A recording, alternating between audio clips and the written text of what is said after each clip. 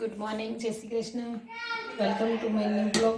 તો આવી જાઓ, નવા બ્લોગમાં તમારા બધાનું સ્વાગત છે. ને આજે આપણા ઘરે આવવાના છે મહેમાન, તો હું એના માટે પ્રિપરેશન કરું છું. તો એના માટે બનાવું છું ઢોકળા. તો મેં અહીંયા 1 વાટકી સોજી, પછી અડધી વાટકી બેસન અને અડધી વાટકી ચોખાનો લોટ લીધો છે. આ છે આપણું દહીં, અને આમાં છે આદુ મરચાંની પેસ્ટ અને થોડા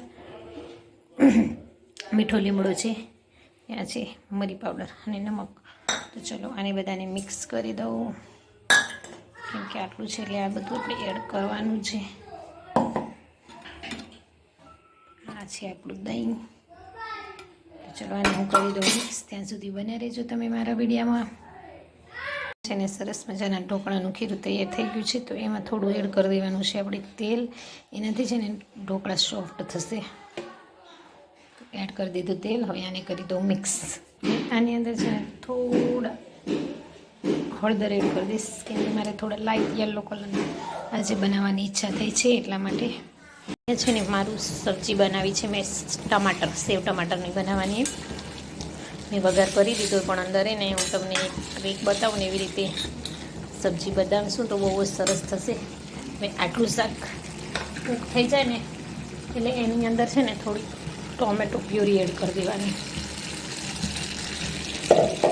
પાણી પછી એડ કરવાનું આપણે. હજી સબ્જીને એકદમ કૂક થવા દઈશું, અને મસાલા પણ પછી જ કરવાના. ને આ સાઈડ આપણા ઢોકળા તો મૂકી દીધા છે ફ્રાય કરવા માટે, બાફવા માટે.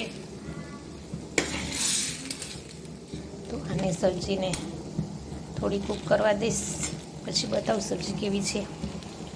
હેલો મિત્રો, તો જુઓ અહીંયા થઈ ગયા છે મારા ઢોકળા તૈયાર. એની ઉપર મેં થોડું લાલ મિર્ચ, મરચું અને થોડું મરી પાવડર સ્પ્રિંકલ કર્યું છે.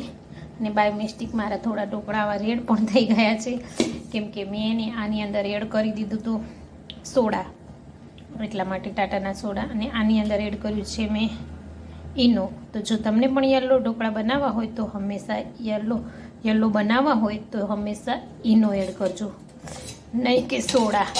અને મારી જો સબ્જી સરસ મજાની સેવ ટમાટરની સબ્જી, કેમ કે મેં સેવ એડ નથી કરી, સેવ થોડી વાર રહીને એડ કરીશ, કેમ કે જમવાનું હજી થોડી વાર છે. ને આ બાજુ મારી દાળ પણ ઓલમોસ્ટ થઈ જવા આવી છે, દાળ ભાતને. તો ચલો બર્તન હે સાફ કરી દઈ. ટેસ્ટમાં તો આ પણ એટલા જ સારા છે, શું કરવાનું, ચાલશે. ચલો ખાઈ લેશું. Hello friends, good evening. તો છે ને રસોઈ બની ગઈ હતી, તો મેં કીધું ચલો આંટો મારી આવીએ મરચીમાં. તો હું અહીંયા આવી હતી વોકિંગ કરવા. તો આજે કાંઈ ખાસ બહુ દૂર જવાની ઈચ્છા નથી, પણ ઘણા દિવસથી મરચીના ખેતરમાં નહોતી આવી તે. તો ચલો મરચી ખેતરમાં આવી જઈએ. અને થોડી છે ને ગરમી પણ સ્ટાર્ટ થઈ ગઈ.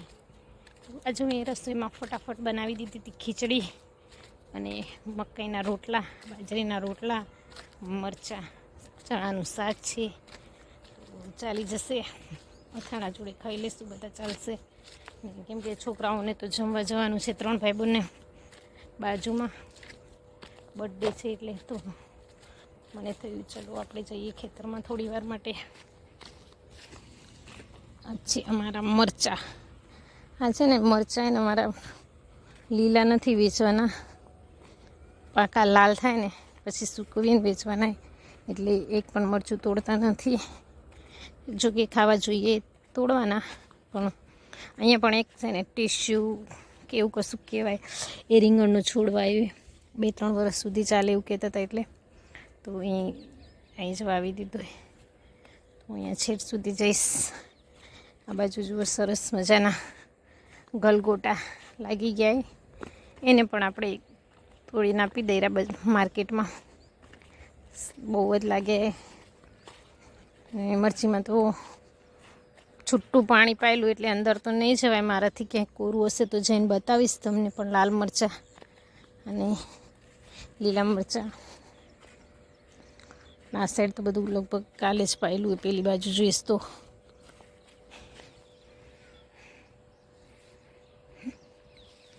ને સામે જુઓ સુરજ દાદા પણ કેવા સરસ દેખાય છે. હવે અહીંયા છે મરચાં પણ બહુ પાણી એટલે નહીં જવાય અંદર મારાથી. લાલ એકદમ મસ્ત. ક્યાંક કોરું હોય તો જઈએ. અહીંયા છે થોડું. તો જો આપણા સરસ મરચાં તો છે ને આવા મરચાં થશે રેડ કલરના. થોડું દાગી પડી ગયા મરચાંમાં. આ છે લીલા ને આઈ થિંક એક છોડવામાં ખાસા બધા મરચાં લાગેલા છે ને.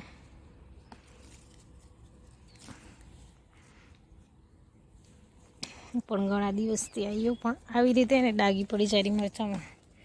મને દવા તો મારીએ પણ છે નથી. આમાં આપણે કેપ્સિકમના પણ છોડે એ સરસ છે. આ લાગેલું સાદા મરચાંના છોડે કેમ કે એ અલગ ટાઈપના એ થોડા 2-3 છોડે. તો જો આમાં તો કેટલા સરસ મરચાં લાગી ગયા. તો વધારે પાણી એટલે નથી જવાતું. કે કોરું હોય ને એમાં જવું તો જવાય અંદર. મરચાંમાં ફ્લાવરિંગ પણ સારું એવું એ. તો જો અહીંયા સરસ ફ્લાવરિંગ એમાં હવે તો બહુ મોટા થઈ ગયા. જો આ છોડ નાનો પણ સરસ મજાના થઈ ગયા. થોડું ઘાસ પણ છે એમાં. રેડ થઈ ગયા. આવા મરચાં લેવાના હોય આપણે. આ બધા છોડે ને નમી જરા કેમ કે વજન વધારે થઈ ગયું એટલે. આમાં માલ જો વધારે લાગી ગયો છે ને. થડથી માલ લાગેલો મોટા મોટા મરચાં. ચલો ઘર તરફ પ્રણાય કરશું. આગળ નહીં જવું આજે. આજે જઈને એને ઘરે મૂકીને આવ્યો. ચલો જઈએ ઘર બાજુ. ગલગોટામાં એટલા સરસ ફ્લાવર લાગેલા ને જોઈને ખુશ થઈ જવાય એટલા બધા. આજ તો થોડી ગરમી પણ વધારે.